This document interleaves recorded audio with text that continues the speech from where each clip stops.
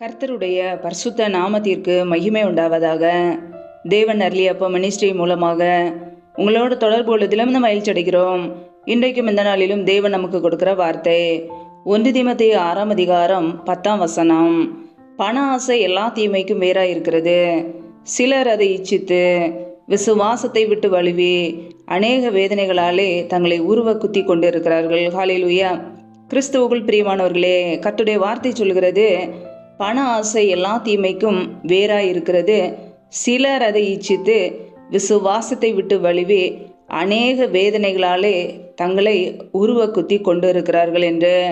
ஆம் பிரியமானவர்களே, இன்றைக்கு அநேகருடைய வாழ்க்கையிலே பண ஆசை என்கிற இச்சை வருகிறதுனாலே இயேசு கிறிஸ்துவை விட்டு வழுவி விசுவாசத்தை விட்டு விலகி அநேக வேதனைகளை அவர்களே தெரிந்து கொள்கிறார்கள். ஆம் பிரியமானவர்களே, கர்த்தருடைய பிள்ளைகளுக்கு பண ஆசை இருக்கக்கூடாது. ஒரு குடும்பத்திலே பண ஆசை பொருளாசை இருக்கும் என்றால் அங்கே எல்லா தீமையான காரியங்களும் நடக்கும், வேதனைகள் இருக்கும், கண்ணீர் இருக்கும். இன்றைக்கு அநேகருடைய வாழ்க்கையிலே கர்த்தரை ஏற்றுக்கொண்ட பிள்ளைகளே பண ஆசையினாலே பொருள் ஆசையினாலே அநேக தீமையான காரியங்களை தெரிந்து கொள்கிறார்கள். மற்றவர்களை ஏமாற்றுவது, மற்றவர்களுடைய சொத்துக்களை அபகரிப்பது, மற்றவர்களுடைய பணத்தை அபகரிப்பது, பண ஆசையினாலே பல தீமையான காரியங்களை செய்வது, குறுக்கு வழியிலே எப்படியாவது பணத்தை சம்பாதிக்கலாம் என்று நினைத்து தீமைகளை தெரிந்து கொள்கிறார்கள், சத்துருக்கிடம் கொடுக்கிறார்கள். கர்த்தருடைய பிள்ளைகள் போதும் என்கிற மனதோடு வாழ வேண்டும். உண்ணவும் உடுக்கவும் நமக்கு உண்டாயிருந்தால் அது போதும் என்று வாழ வேண்டும். இன்றைக்கு போதும் என்கிற எண்ணம் இல்லாததினாலே பண ஆசையினாலே பல தீமைகளை செய்கிறார்கள். கர்த்தருடைய பிள்ளைகள் நாமே சற்று ஆராய்ந்து பார்க்க வேண்டும். வேதம் சொல்கிறது, பணமோ எல்லாவற்றிற்கும் உதவும் என்று. நம்முடைய வாழ்க்கையிலே நாம் பணத்தை சம்பாதித்து விடலாம் என்று நினைத்தால் அது தவறு. நாம் வேலைகளை செய்யும்போது, உற்சாகமாய் வேலைகளை செய்யும்போது நம்முடைய கையின் கிரியைகளை கர்த்தர் ஆசீர்வதிப்பார். கர்த்தரின் ஆசீர்வாதமே ஐஸ்வர்யத்தை தரும், அதனோடு அவர் வேதனையை கூட்டார். ஆனால் நாம் இயேசு கிறிஸ்துவை நம்பாமல் பணத்தை நம்பி வேலை செய்யும் போது, பணத்தை நம்பி குறுக்கு வழியிலே பணத்தை எப்படியாவது சம்பாதித்து விடலாம் என்று சொல்லி சுயமாய் செய்யும்போது அநேக வேதனைகள் வருகிறது. கர்த்தருடைய பிள்ளைகள் நாமே சற்று ஆராய்ந்து பார்க்க வேண்டும். நம்முடைய வாழ்க்கையிலே நமக்கு நல்ல வேலையை கொடுத்து கர்த்தர் ஆசீர்வதித்திருக்கிறார். போதுமென்கிற வருமானம் நமக்கு கர்த்தர் கொடுத்திருக்கிறார்.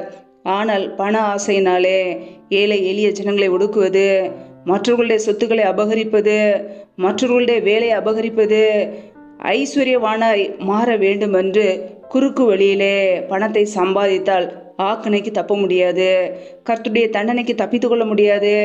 கர்த்தருடைய பிள்ளைகள் நாமே சற்று ஆராய்ந்து பார்ப்போம். பண ஆசை எல்லா தீமைக்கும் வேறாய் இருக்கிறது.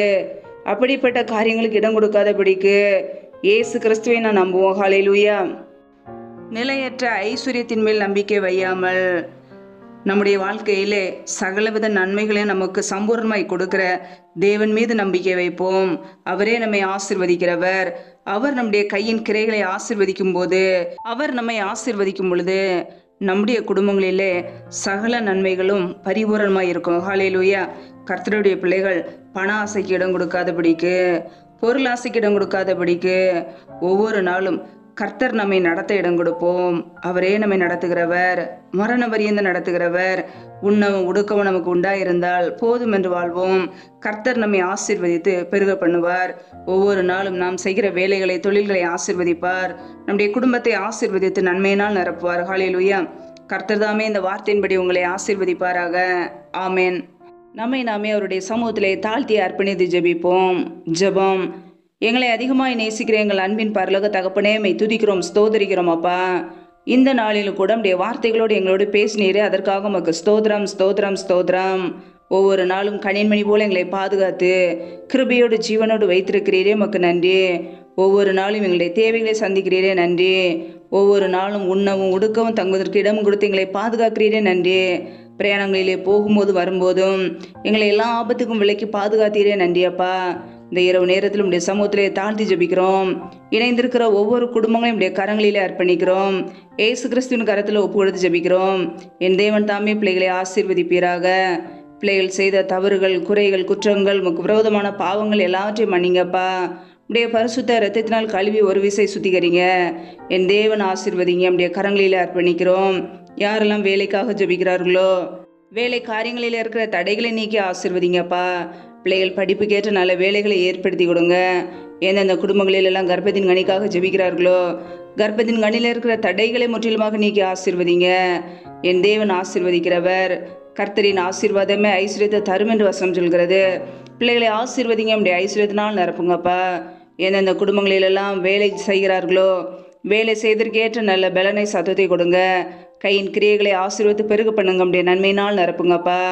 எந்தெந்த குடும்பங்களிலெல்லாம் பலவீனத்தோடு சோர்வோடு வியாதியோடு இருக்கிறார்களோ என் தேவன் அவர்களை தொடுங்க.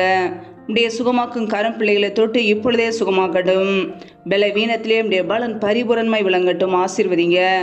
எந்தெந்த குடும்பங்களிலெல்லாம் கடன் பிரச்சனைகளை கஷ்டப்படுகிறார்களோ என் தேவன் அவர்களை ஆசீர்வதிங்கப்பா. கடன் என்ற நிந்தையிலிருந்து பிள்ளைகளை நீக்கி ஆசீர்வதிங்க.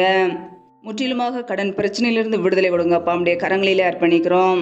சத்துரு கொண்டு வருகிற எல்லா போராட்டங்களுக்கும் பிரச்சனைகளுக்கும் தீமைகளுக்கும் மரண பயங்களுக்கும் விலக்கி எங்களை பாதுகாத்து கொள்ளுங்க. எந்தெந்த குடும்பங்களிலெல்லாம் கணவன் மனைவிக்கிடையே பிரிவினையோடு பிரச்சனையோடு வாழ்கிறார்களோ என் தேவன் அந்த குடும்பத்திலே சமாதானத்தை கொடுங்கப்பா. சிலுவையில் சிந்திய ரத்தத்தினாலே எங்களுக்கு சமாதானத்தை உண்டாக்கியவர். ஒவ்வொரு குடும்பத்திலும் தெய்வீக சமாதான ஆளுகை செய்யட்டும். எந்தெந்த குடும்பங்களிலெல்லாம் கணவரால் கைவிடப்பட்ட ஒரு நிலைமையிலே திக்கற்ற பிள்ளைகளாய் தனிமையோடு வாழ்கிறார்களோ என் தேவன் அவர்களை ஆசீர்வதிங்க. திக்கற்ற பிள்ளைகளுக்கு நீரே சகாயர். நீர் மாத்திரமே உதவி செய்ய முடியும். பண தேவைகளை சந்திங்கப்பா. பொருளாதார தேவைகளை சந்திங்க. ஆசீர்வதிங்க. நம்முடைய நன்மையினால் நிரப்புங்கப்பா. இந்த இரவு நேரத்தில் இன்பமான நித்திரை கொடுங்க. நல்ல சொப்பன தரிசனங்களை வெளிப்படுத்துங்கப்பா. வரப்போகிற காரியங்களை குறித்து திட்டமாய் பேசுங்க. அதிகாலையில் எழுந்து நம்முடைய சமூகத்திலே காத்திருக்க புது கிருபையில பெற்றுக்கொள்ள எங்களை அர்ப்பணிக்கிறோம். ஒவ்வொரு நாளும் உமக்கு பயந்து வாழ எங்களை அர்ப்பணிக்கிறோம். உடைய வார்த்தைக்கு கீழ்ப்படிந்து வாழ எங்களை அர்ப்பணிக்கிறோம். எங்களை ஆசீர்வதிங்க. முற்றிலுமாக தாழ்த்தி ஜெபிக்கிறோம். எல்லா துதிகன மகிமையெல்லாம் ஒருவருக்கே செலுத்துகிறோம். இயேசு கிறிஸ்துவின் மூலம் ஜெபிக்கிறோம் ஜீவனுள்ள நல்ல பிதாவே. ஆமேன். கர்த்தர் தாமே உங்களையும் உங்கள் குடும்பங்களையும் ஆசீர்வதிப்பாராக. ஆமேன். Thanks for watching. Please subscribe our channel. Click the like and share. Click the bell. God bless you.